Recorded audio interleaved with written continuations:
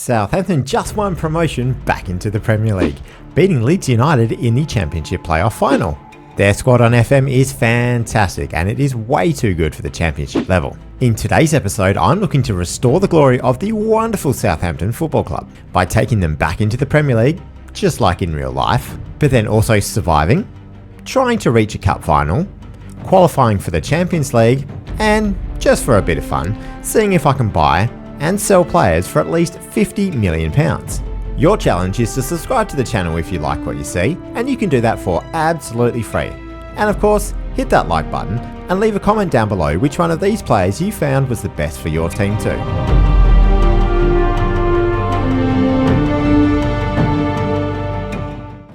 Starting the rebuild with some signings, and Southampton had a decent amount of money to play with. Oh darling, Harry comes in for £4 million from Swansea. A good Championship level defender, but probably not Premier League quality just yet. Ivan Arzon comes into the side for just £4.5 million, and he is a fantastic young striker, especially in that pressing forward role. He's scored 5 goals in 5 games already so far. Willie Cambuala comes in, mainly as a backup, and hopefully he can improve into the future. And then Maxim Decker also comes into the side for around £15 million to be the left-sided centre-back, hopefully for many years to come. The tactics I'm going with are relatively standard 4-2-2, with a deep-lying playmaker and ball-winning midfielder in the centre. Mara up front is well and truly Premier League quality, alongside new signing Arzong with that pressing forward role. Unfortunately, Gavin Bazunu starts the season with an injury. It has been all green so far from this side, with a 4-1 win over Norwich City, a 3-1 win away to Sunderland, a 4-0 win at home to Preston, a West Brom win away from home 2-0, and another 2-0 away from home to Swansea. We have also progressed in the Carabao Cup with 2 comfortable wins against Watford and Cheltenham. We are on top of the table to start the season, funnily enough, alongside Leeds, so let's see how this works out for this season.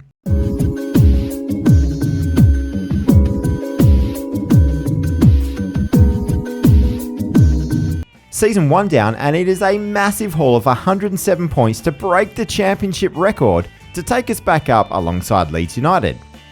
Ipswich Town is going up in the playoffs, who of course actually had automatic promotion in real life this year.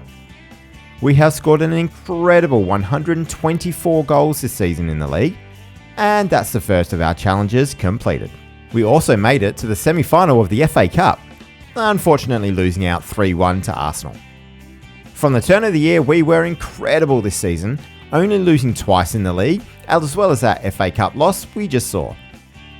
Checking out the team stats this year, and Mara had a fantastic return of 33 goals for the season, with Arzon slotting in 25 goals and 15 assists, which is amazing for a guy who's just turned 21. Plenty of 7s everywhere and those average ratings as well. Next year's transfer budget gives us just over £40 million, but also £400,000 a week in the wage budget. This should surely give us a decent amount to work with for next season. So, on to season number 2. Transfers on the way out for this season include Jan Bednarak, going out to Fulham for £13 million. Duje Keletakar going to Lyon for £3.1 million, which is an absolute steal for Lyon, but it's a hard-coded transfer in the game as it's a real-life deal.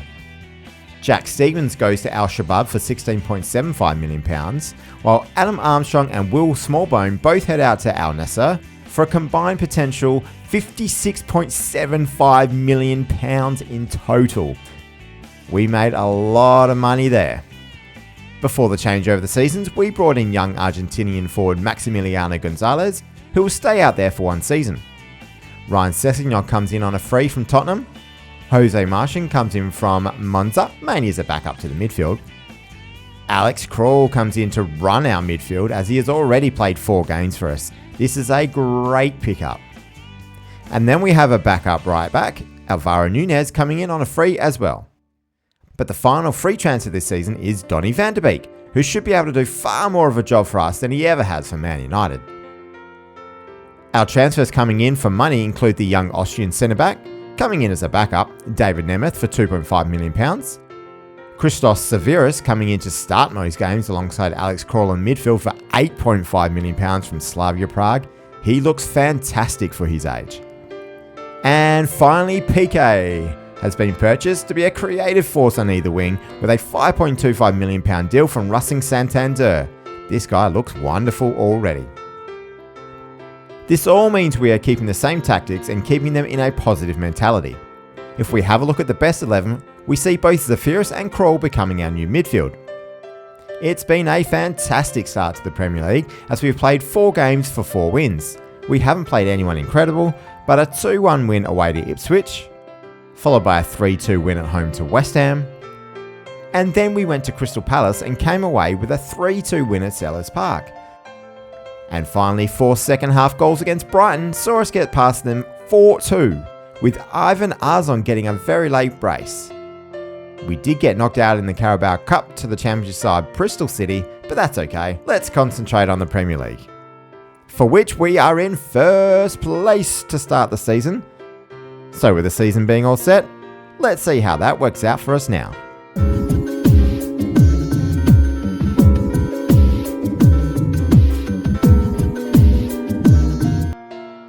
And at the end of the second season, it's an incredible 5th place finish. We have qualified for the Champions League thanks to a fantastic tally of 72 points. That knocks off one of our goals as well. Sekou Mara led the league with 25 goals, with Ivan Arzon getting the highest average rating, while new signing Piqué had the second most amount of assists for the season with 16. Checking out our results from the year, and we have the most incredible 8-5 win at home to Bournemouth. And in fact, we were 7-2 up, but then conceded 3 late goals around a Ryan Sessegnon goal to break the Premier League record for most combined goals in the match. We didn't have the greatest end to the season either, with 3 losses in the last 5 games and only 1 win in that time, so we could have had an even higher finish for the season. We were knocked out early in both the cups, so we only had the league to focus on. As we saw earlier, Sekou Mara had a wonderful 25 goals for the season, with Arzon chipping in with 14 goals and 9 assists.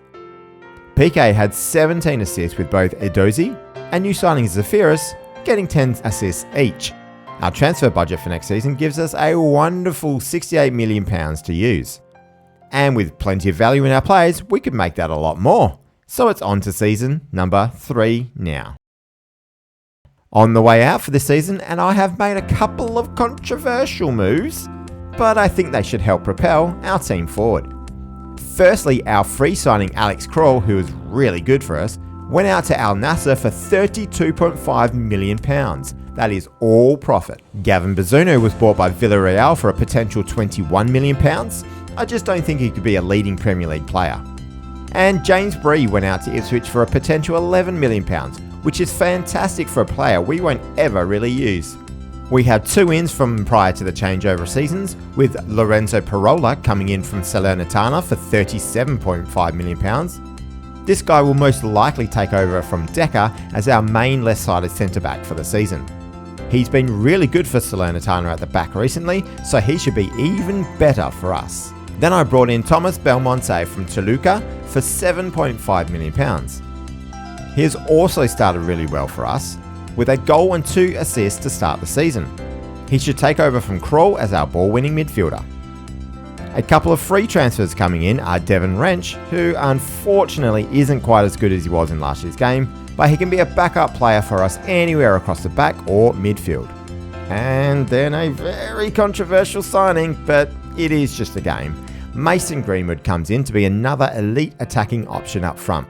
2 big money transfers come in who will go straight into the team, with Patrick Dorgu, our new left back, for £35 million, with Philippe Jorgensen being our upgrade in between the sticks for £50 million. He also has plenty of upside as well, so this is a Champions League quality keeper coming into the side. Why change the tactics when you're doing so well? Jorgensen, Belmonte, Dorgu, Parola and Greenwood all come into the best 11 as new signings for this year, so clearly we have improved the side once again. Our start to the season has been pretty subdued. Unfortunately, we started off with a 2-2 draw at home to West Ham, with all goals being scored before halftime. A terrible 3-1 loss away from home, with Dorgu getting sent off at 1-1. But then we bounced back with a great 3-0 win at home against Aston Villa, with all goals coming after the main break. Our run in the Champions League for the season starts with Nice at home, Feyenoord, Stade Reims and Porto away, Real Madrid and RB Salzburg at home, then Leipzig away and Leverkusen at home.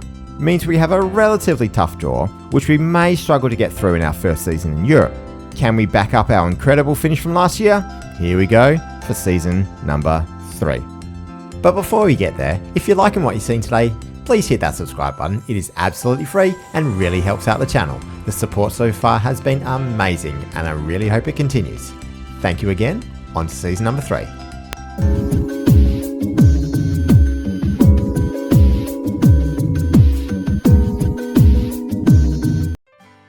And we have backed up last year's performance with another 5th place finish, which also means more Champions League for next season.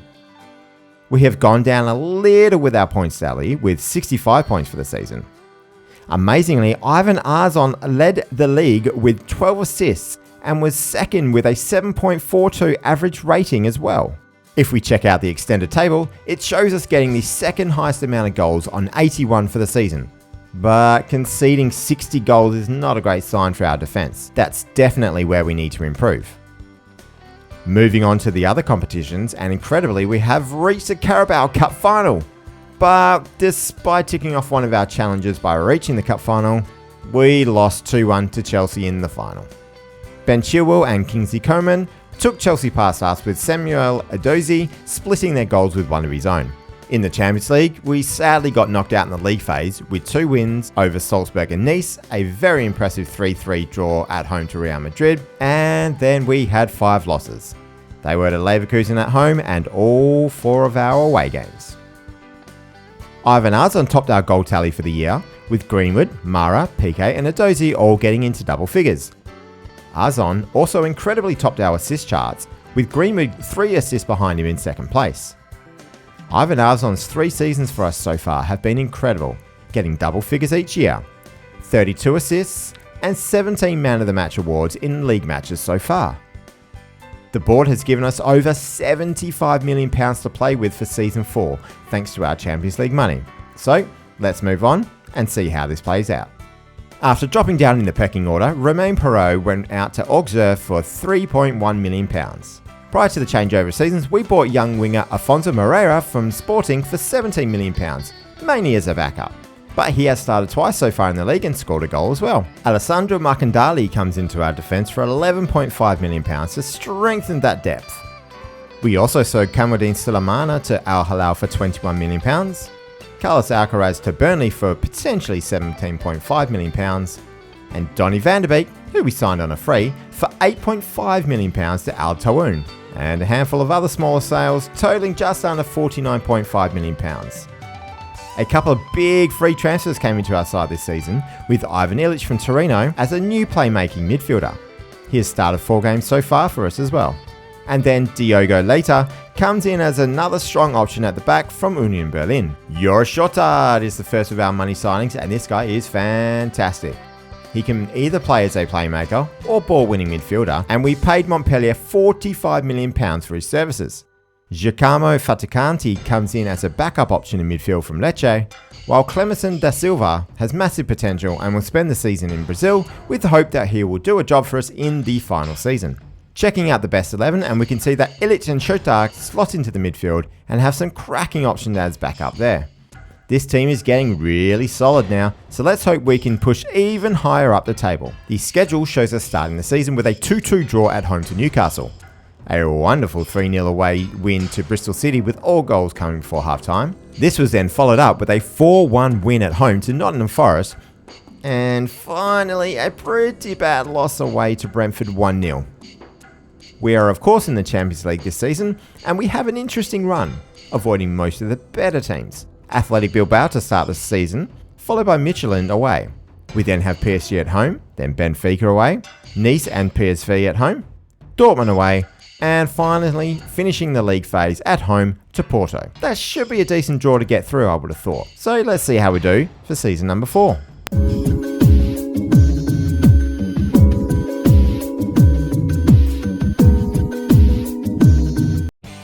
And what an incredible season for our Southampton side as we finish in 2nd place. although we were 22 points off Chelsea, who topped the table. Only taking 7 losses for the season is a wonderful achievement for a team who were in the Championship 3 seasons prior. Mason Greenwood topped both the goal scoring charts and the player of the match charts for the league, with PK in 4th for assists. For our other competitions, and we can see a 3rd round exit in the Carabao Cup and a quarter-final finish in the FA Cup, losing to Aston Villa. But more importantly, we made it to the round of 16 in the Champions League, losing to the very talented RB Salzburg. In the league phase, we had 4 wins, which included an incredible 5-2 win at home to PSG. We had 2 draws, both of which were 2-2 to PSV and Athletic Bilbao. And then 2 losses to Benfica and a team we probably should have beaten, Midtjylland, away from home. We then played Borussia Dortmund in the knockout round and ended up going through. We had a 3-2 loss in the first leg, but then went through with a 3-0 win at home in the second leg. But after being 3-2 up after the first leg against Salzburg, they ended up going through 5-4 overall. We had a fantastic run in December and January, where we played a lot of games without losing any matches, which then continued in the Premier League, with our next loss only coming at the end of April away to Man City. A fantastic way to finish a great season with a 4-0 win at home would have got St Mary's absolutely bouncing. Mason Greenwood topped the charts for goal scoring with 27 this season, while Arzon just missed out on getting in the 20s as well, finishing in the season on 19. PK and Greenwood both got themselves into double figures for assists this season, and we have got a decent £60 million for the final season, so let's see what transfers I can make to get one place better in the Premier League table. Season number 5, and we have a couple of new gem players to come in as backups. The best of them being the fullback Georgios Bonaveus. Michel de Gregorio comes in as a backup keeper for a little bit of money too. On the way out this season, I managed to get £24 million for Diogo Leite, and then Ryan Sessegnon went for £29.5 million, both going to Saudi Arabia after we brought them in for free. Mika Faye comes in as another really good young defensive option from Barcelona, and we managed to pick him up for free. We then picked up Anton Stack from Hoffenheim as a backup ball-winning midfielder, again for free. Our money signing started with Morten Schulman coming in from Sporting in Portugal for £37.5 million, and he already has a goal in 2 starts so far. But the biggest signing of the season, and probably the entire save, is Michael Coyote from Fiorentina for £60 million. He is a fantastic right back and one of the best in the game, in a position that can often be hard to get elite players in. Looking at the best 11, and Coyote goes into that right back position, and we're going to keep most things the same again because this is clearly a tactic that is well suited to our team. It's not been a great start to our season though, because unfortunately we had losses to Liverpool 3-1 and then Brighton 3-2. But we did beat Aston Villa at home 2-1, and then had a really poor 1-1 draw at home to Sheffield United. We are also out of the Carabao Cup, but I'm not unhappy about that one, as we can focus on bigger and better things, and we have already reached our goal of reaching a cup final. We of course still have Champions League football in our 5th and final season, with our fixtures bizarrely starting off with West Ham at home. Our other home games are all tough, with Real Madrid, Monaco and Milan all making the trip to St Mary's, while we have away games to AEK Athens, Roma, Partizan Belgrade and Barcelona. This is a pretty tough draw to be fair, but let's go on to the end of season number 5 and see if we can do something spectacular.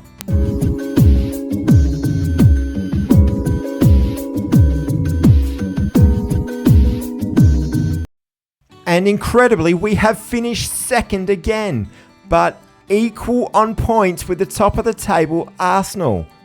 It was just a superior goal difference that saw them get over the line. Unbelievably, Chelsea went from winning the league by 22 points to finishing in 7th place, while a ridiculous 6 teams will be in the Champions League for next season from England. Ivan Arzon continued his incredible run with Southampton by finishing in 2nd place for most goals this season with 20 in the league, while Samuel Edozie was very impressive on the wings as the league's top assister on 14. We lost in the 4th round of the FA Cup to Man United, but again, more importantly, we reached the round of 16 in the Champions League after our really tough draw. In the league phase, we just missed out on progressing through in the top 8 by 1 point. Our 5 wins in this stage came against Monaco and West Ham at home, while we beat Roma and AEK away from home. But it was this incredible 6-0 win at home to Real Madrid which is the standout. Our league form to end the season was superb as well, winning 8 of our last 9 matches to come from a fair way back to only miss out on the league by goal difference. Ivan Arzon and Sekou Mara finished the season on 23 goals apiece, with Greenwood and Piqué also getting into double figures. Samuel Edozie and Ivan Ilic both in double figures for assists. So overall, let's rank my top 5 transfers for this save.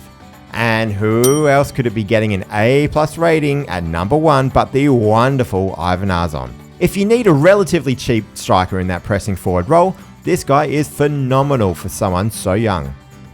In second place with an A rating is Piqué, who I signed in the second season for just £5.25 million from Racing Santander in Spain.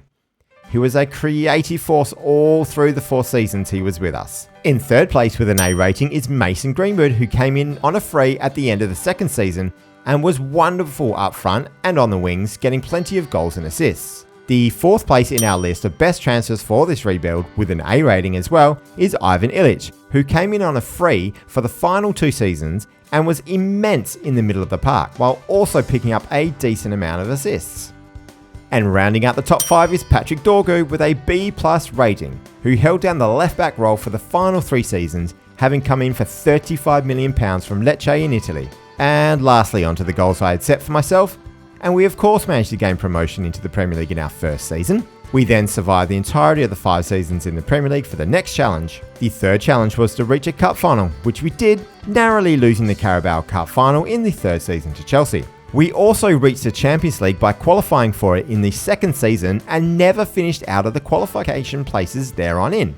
We also bought 2 players in for at least £50 million with Philippe Jorgensen, who was probably the next on the list for best signings, coming at £50 million from Villarreal, and Michael Coyote from Fiorentina for £60 million, who was a fantastic right back. We didn't quite sell anyone for that amount, however, so this has to go down as a bust for this one. Well, what a journey this has been. I've taken Southampton from a championship side into the Champions League and almost won the Premier League, just missing out by goal difference. On the screen now is going to be a video that shows you my Chelsea rebuild, taking them from a struggling mid-table club to both English and European champions. Please click that like button if you've liked what you've seen today, and of course, subscribe to the channel for all future FM content. And most importantly, you have yourself a wonderful day.